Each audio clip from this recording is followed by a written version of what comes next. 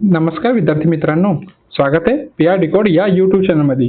आज आपण बघणार आहोत तलाठी भरती 2026च्या न्यू GR परीक्षा MPSC घेणार का, ते सगळं बघणार आहोत. आज पण या व्हिडिओमध्ये काय काय टॉपिक आपण कव्हर करणार आहोत मित्रांनो. सिलेबस विश्लेषण, नवीन पॅटर्ननुसार तयारी, स्मार्ट स्ट्रॅटेजी आणि 100% दिशादर्शक मार्गदर्शन आपण बघणार आहोत. पीआर डिकोड या यूट्यूब चॅनलवर तुम्हाला रोज नवीन अपडेट भेटत असतील. जर पीआर डिकोड या यूट्यूब चॅनल सबस्क्राईब करा नसेल तर लगेच पीआर डिकोड या यूट्यूब चॅनलला सबस्क्राईब करा, लाईक करा आणि जास्तीत जास्त शेअर करा. चला तर व्हिडिओला स्टार्ट करूया. आता आपण जर पाहिलं तर तलाठी म्हणजे काय, पहिला पॉईंट असा दिलेला आहे की तलाठी म्हणजे काय. तलाठी हा महाराष्ट्र महसूल विभागातील महत्त्वाचा अधिकार असतो.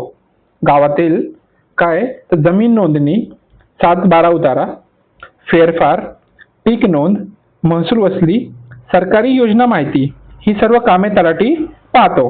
म्हणजे मित्रांनो, तलाठी जर एखादा व्यक्ती तलाठी झाला तर त्याला कामं काय काय असतात, तर तो काय करतो, गावातील जे जमीन नोंदणी असतात किंवा आपल्याला जमिनीत 7 उतारा असतो किंवा फेरफार असतो किंवा पीक नोंद असते किंवा महसूल वसुली असते किंवा सरकारी योजना माहिती असते, ही सर्व काम कोण करतो, तर तलाठी करतो. आणि तलाठी कसं होतं तर आपल्याला MPSC मार्फत. दुसरा पॉईंट जर आपण बघायला गेलो तर नवीन अपडेट काय आहे, तर बघा नवीन अपडेट काय आहे. महाराष्ट्र सरकारकडून तलाठी भरतीसाठी मोठी हालचाल सुरू झाली आहे. म्हणजे GR आपल्याला आलेला आहे. महत्वाचे मुद्दे 1700+ नवीन पदांची मागणी आणि एकूण 46 पदांची शक्यता. GR आला याचा अर्थ म्हणजे ऑफिशियल GR आला नाहीये, पण शक्यता अशी आहे की 1700+ नवीन पदांची मागणी आहे, पण एकूण 46 पद रिकामे आहे. भरती आता महाराष्ट्र पब्लिक सर्व्हिस कमिशन मार्फत होण्याची चर्चा. म्हणजे चर्चा अशी चालली आहे की जे MPSC Maharashtra public service commission आहे ती घेणार आहे काय तर तलाठीची भरती. विभागीय कार्यालयांना रिक्त जागांचा अहवाल पाठवण्याचा आदेश. म्हणजे जे विभागीय कार्यालय आहे त्यांना रिक्त जागांचा अहवाल पाठवण्याचा आदेश दिला गेलेला आहे. जुलै 2026 पर्यंत जाहिरात येण्याची शक्यता आहे मित्रांनो. म्हणजे याच मंथमध्ये, हा मंथ संपत आला, पुढच्या मंथमध्ये जुलै 2026 पर्यंत जाहिरात येण्याची शक्यता आहे. पुढे पाहायला जर गेलं तर कोणत्या विभागामार्फत भरती असते मित्रांनो, बघा revenue department government of Maharashtra हा विभाग भरती करतो. पेपरला पण विचारू शकतो तुम्हाला कोणत्या विभागामार्फत भरती असते, तर revenue department government of Maharashtra हा विभाग भरती करत असतो. पुढे जर पाहायला गेला आपण तर अपेक्षित पदसंख्या. आता हे मोस्ट इम्पॉर्टंट लक्षात ठेवा. अपेक्षित पदसंख्या काय असू शकते, माहिती आणि अंदाज सांगतो तुम्हाला. नवीन पदे 1700+ असू शकतात. एकूण रिक्त जागा किती आहे तर 4600+ आहे. आणि भरती प्रक्रिया कशी असेल तर ही मोठी मेगा भरती असेल, हे लक्षात राहू द्या.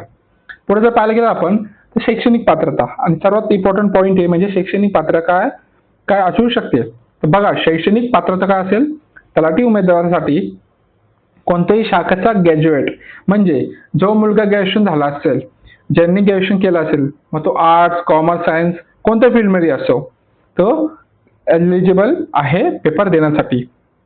MSCIT किंवा कम्प्युटर नॉलेज आवश्यक. आता इथं काय पोरांकडे ऑलमोस्ट सगळ्यांकडे MSCIT असतं, पण काय काय लोकांकडे नसतं. पण इथं लक्षात ठेवा तलाठीमध्ये तुम्हाला ग्रॅज्युएशन कंपल्सरी आहे, प्लस त्याच्यासोबत MSCIT किंवा कम्प्युटर नॉलेज आवश्यक आहे. आणि महत्वाची गोष्ट मराठी भाषेचं ज्ञान आवश्यक. आता तुम्हाला मराठी भाषेचं ज्ञान हे आवश्यक आहे, लक्षात राहू द्या. पुढचा पॉईंट बघायला गेलो आपण पॉईंट तर वयोमर्यादा. वयोमर्यादामध्ये जर पाहिलं तर सामान्यतः काय किमान वय किती पाहिजे तर 18 वर्ष. किमान वय किती 18 वर्ष आणि कमाल वय म्हणजे जास्तीत जास्त 38 वर्ष. 18 ते 38 वर्ष. आरक्षणानुसार सूट मिळते तुम्हाला. SC ST OBC वगैरे जे असतील त्यांना सूट मिळेल आरक्षणानुसार.